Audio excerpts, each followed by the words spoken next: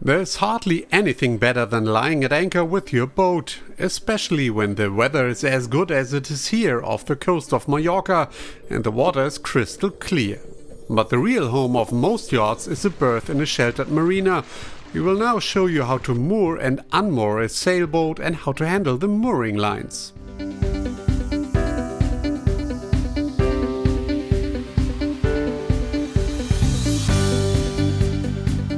So now, we want to get the boat ready to depart. Currently in our box, so we're quite squeezed in between starboard and port. There are other boats on their own moorings. We don't have a finger. The mooring situation is as follows. We have our stern land lines, two, one starboard and one port, and we have a spring in the stern as well. In the bow, we have our two mooring lines, which we could bring up by our lead lines or pilot lines. For departure, we prepared the boat. So we have checked all our fenders are okay, engine is running. We have a boat hook just in case. Don't forget to disconnect the power cable. We will first loosen our spring lines, and then we're going to start to loosen the leeward lines, as the whole boat is hanging because we have wind from starboard, in this case on the starboard lines. So we don't need the leeward lines, we're only going to keep the windward lines to keep the boat in position. Once this is done, we could put the boat into forward, having still the aft line or the land line connected. Make sure to have your bow thruster ready. And then release on the bow, make sure the lines sink to the bottom before we depart so we don't get them in the prop. Put the boat back into neutral, release the stern line. Once the stern line is out of the region where the prop could suck it in, we can then put it in forward. We're going to make sure that we have the helm in a neutral position or amidship. So we're going to go straight out without leaning starboard or port to not scratch the neighboring boats. If we see we're going to go too much to starboard or to port, like in this case the wind pushing the bow to port, we can use the bow thruster to push the bow against the wind into the starboard direction. And once we cleared the lines from the neighboring boats, the mooring lines, which aren't going down in a straight line, they're going to go down in an angle. So we're going to make sure we're clearing those to not get them in the rudder or in our prop.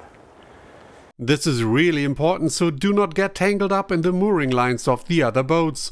Another tip, look at the wind from time to time before and during the maneuvers to see where it is taking you. Then you can counter it in time. Once free, we can then, in our case, decide to go for a swim in Illetas. And once we're back, we're going to prepare the boat to go back to the mooring again.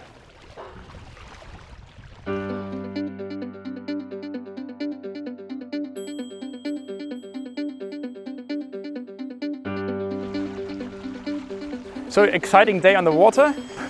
We have short crew, we just have one person preparing the boat to get back into the mooring. As we've seen on departure, the mooring is quite tight, so we're going to need to squeeze us in. That's why we prepared some extra fenders on our starboard and port beam. In this case, we have ball fenders to just protect our neighbors. And we're going to need the fenders to really squeeze open the gap where the boat's going to go. Make sure once more that the bow thruster is in standby and ready to help. And keep an eye on the wind. The boat is facing with the stern to the wind, so we're not going to try to play or get the wind too much chance to grab or get hold of our bow. We're driving in astern and we're heading to our mooring. The wind in this case is coming from our starboard side, so I'm aiming at the neighboring mooring, which is one mooring upwind, or at least half of the mooring. So I have some room to play with, because if I'm getting too high, I can just pause, give the wind some time to push us downwind. If I'm already starting too far downwind, I have not many options than to abandon and restart the whole thing again. On this boat we have propeller, which in reverse pulls our stern to the starboard side. So it's a left rotating propeller. In this case, as we have to turn in over our port side, it's not going to help us, but we still can make use of it.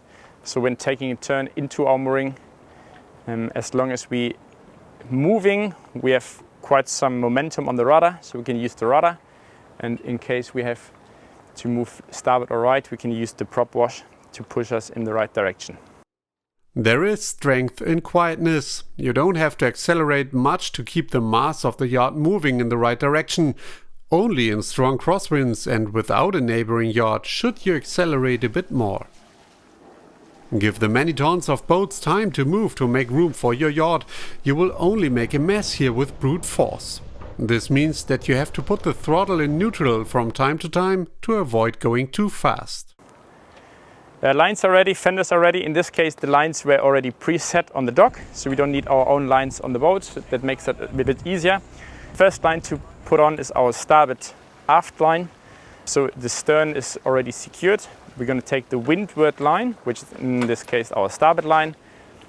And as soon as we have this windward starboard line, we can put the boat into forward and just take over and position the boat, having it in forward so it stays in a good position, not touching too much the starboard and the port boat, and not especially hitting the pier in the back. It gives us a lot of time. It's a resting position where the boat can't go anywhere else. Then we pick up our windward lead line, which is going to lift us the mooring line up and attach the mooring line on the bow. Do not forget to use gloves. Once at the bow, you need a little bit of strength. Pull the mooring line tight and keep it taut to keep the yacht from drifting aft against the pier. Tighten it, and as soon as we have this set, we can stop the engine or put it back to neutral and then stop the engine. What you can see, we have the bathing platform folded up because that's one of the biggest damages or insurance cases. People having the bathing platform down when entering the mooring or maneuvering the boat, and it's quite a fragile installation, so keep it up until you're in the mooring, and once you settled in, keep the right distance before lowering the bathing platform down to then step off on the pier. It's port line on, port line stern line on, and the boat is securely fixed. Take your time to pull the second pilot line for the mooring line on the other side of the boat forward and attach it on the foredeck as well. As you can see, handling the mooring lines isn't that difficult. And in the next episode, we'll show you how to easily moor and cast off alongside a pier, and how you can help yourself using a spring.